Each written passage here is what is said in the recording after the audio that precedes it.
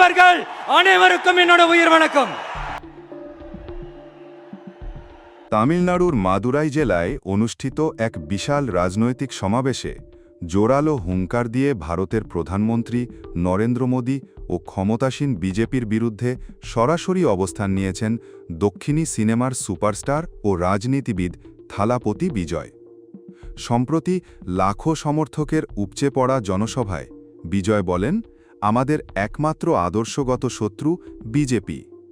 আজ আমরা ফ্যাসিবাদী বিজেপির বিরুদ্ধে যুদ্ধ ঘোষণা করছি। মুহূর্তেই জনসভাস্থলে উচ্ছ্বাসে ফেটে পড়ে উপস্থিত জনতা।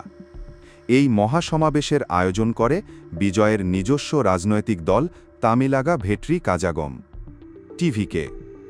এর আগে 2024 সালের অক্টোবরে প্রথম জনসভায় অংশ নেওয়ার মাত্র 9 মাসের ব্যবধানে দলটি দক্ষিণ ভারতের রাজনীতিতে শক্ত অবস্থান তৈরি করে নিয়েছে। এবার মাদুরাই আসন থেকে রাজ্য বিধানসভা নির্বাচনে প্রার্থী হওয়ার ঘোষণা দিলেন বিজয়। চেন্নাইয়ে জন্ম নেওয়া জোসেফ বিজয় চন্দ্রশেখরকে ভক্তরা ভালোবেসে ডাকেন থালাপতি, অর্থাৎ সেনাপতি।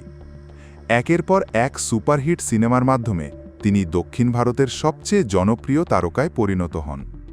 তবে ঝলমলে ক্যারিয়ারের শিখরে থাকতেই রাজনীতিতে সক্রিয় হওয়ার সিদ্ধান্ত নেন তিনি। তার ভাষায়, রাজনীতি সিনেমার মতো সহনশীলতার জায়গা নয়, এটি যুদ্ধক্ষেত্র। তাই অন্যায়ের বিরুদ্ধে দাঁড়াতে আমি বেছে নিয়েছি লড়াইয়ের পথ।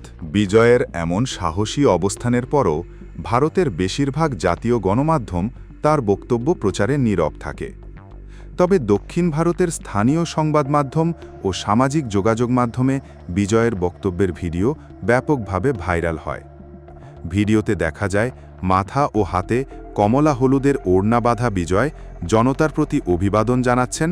চারপাশ মুখর হয়ে উঠেছে জনতার উল্লাসে। বিজয়ের রাজনৈতিক অবস্থান শুধু ভারতে নয়, বাংলাদেশেও ভক্তদের মাঝে ব্যাপক আলোড়ন সৃষ্টি করেছে। নেটিজেনদের মন্তব্য, সিনেমার নায়ক থেকে তিনি এখন বাস্তবের নায়ক। অনেকেই বলছেন, বিজয় তার জনপ্রিয়তাকে কাজে লাগিয়ে এখন জনগণের সেবায় আত্মনিয়োগ করছেন।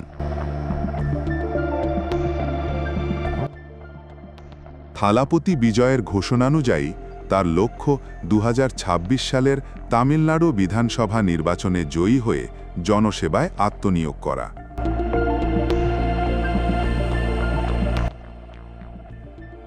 তিনি বিশ্বাস করেন, রাজনীতি কোনো পেশা নয়, এটি জনগণের প্রতি দায়িত্ব।